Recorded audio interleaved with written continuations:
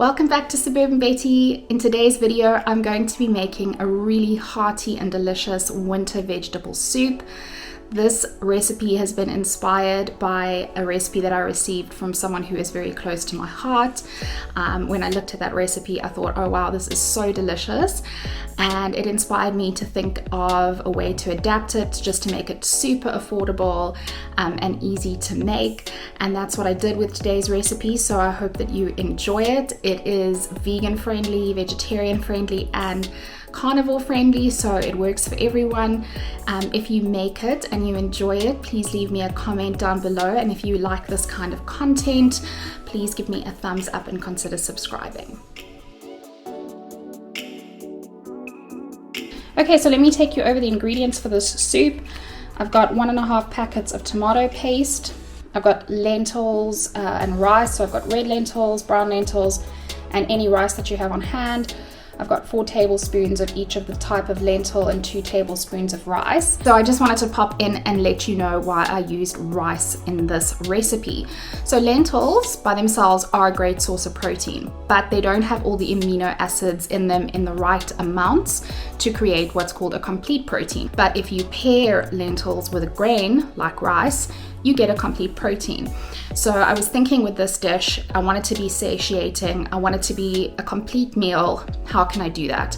So just by pairing the lentils with a bit of rice, we get that complete protein.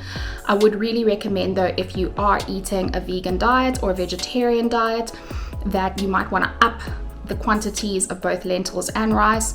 I get a lot of other sources of protein in my diet because I do eat eggs and I do eat meat sometimes.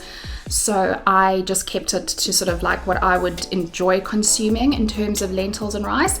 But yeah, like I say, if you are someone who is eating a vegan diet, consider upping the number of tablespoons of lentils and upping the tablespoons of rice. It'll just make it heartier and you'll get even more protein out of it. And then I've also got this really lovely big juicy tomato chopped up. I've got about half a bag of Swiss chard chopped up, including the stalk. I've got 2 stock cubes. I've got bay leaves. If you don't have these, it's not the end of the world. I have garlic because it's life.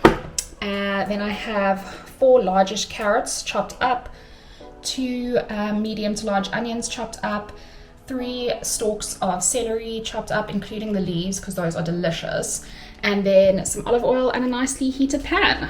Let's get into it. Okay, so I'm gonna pop in some olive oil, a pretty generous amount, probably about 2 or 3 tablespoons. I've preheated this pot. Okay, now I'm gonna go in first off with my onions. Just be careful.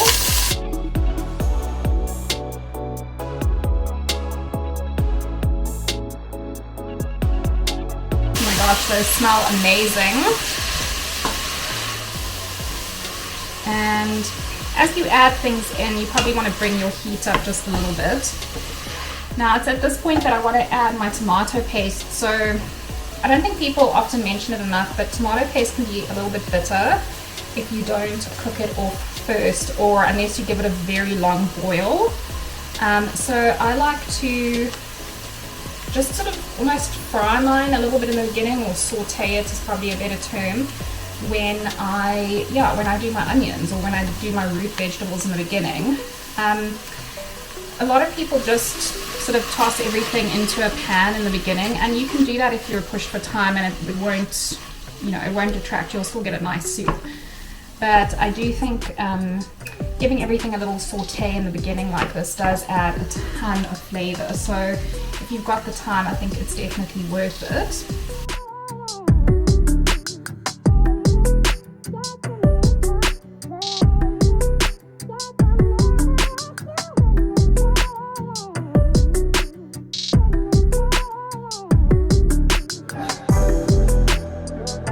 Okay, and I want to give this at least sort of like a minute now that it's all incorporated, just to cook on the bottom, just to work off some of that bitterness. Okay. And you can see it sort of lightly is sticking to the bottom, and that's great because you're getting some caramel flavor. You obviously don't want it to burn to the bottom, so you don't want to leave it for too long.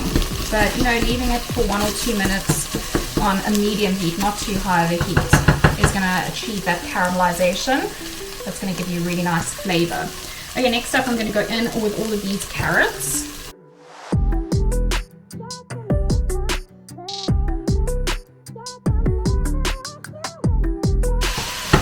And I'm going to add in the celery.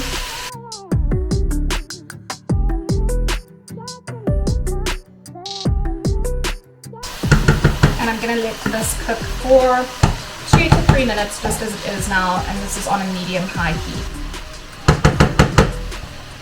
Okay, that has been about 2 minutes. I want to add some aromatic stuff now, so I'm going to add my garlic and some bay leaves. I wouldn't add the garlic too soon, because if garlic is heated up too high, it starts to taste a bit bitter, and I like it just to taste really like nice and rich. So I'm going to add a nice heaped teaspoon of garlic. Feel free to add more or less. And I'm going to add 3 bay leaves.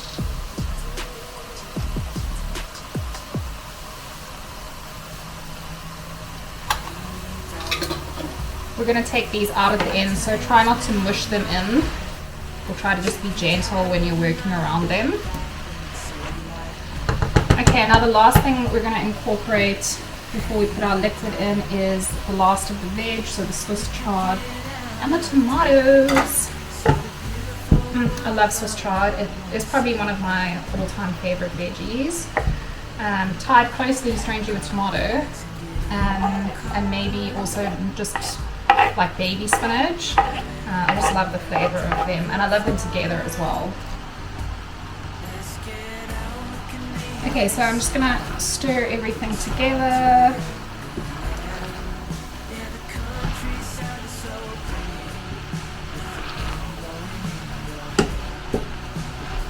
Get it all nicely incorporated. Now the last things go in, so lentils and rice. Just gonna stir those in a little bit.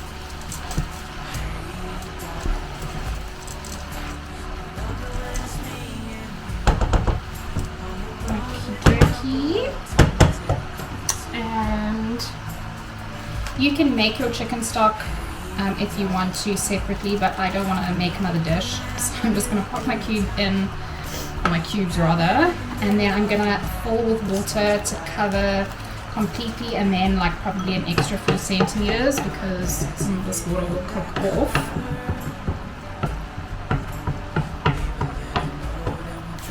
I'm going to also add just probably about half a teaspoon of salt now. I reckon that we might have to add more in the end, because we're going to add a lot of water, but we'll taste at the end for seasoning as well.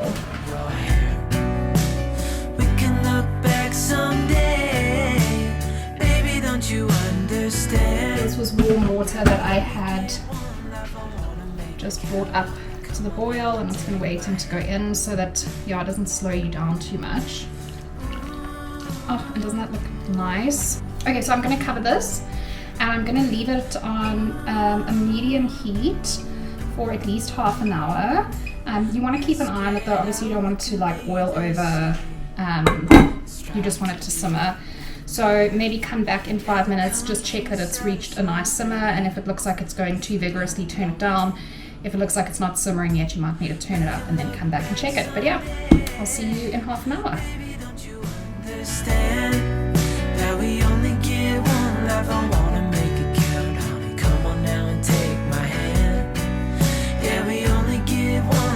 Okay, so the soup has been going for an extra at least 10 minutes because I went away and forgot it.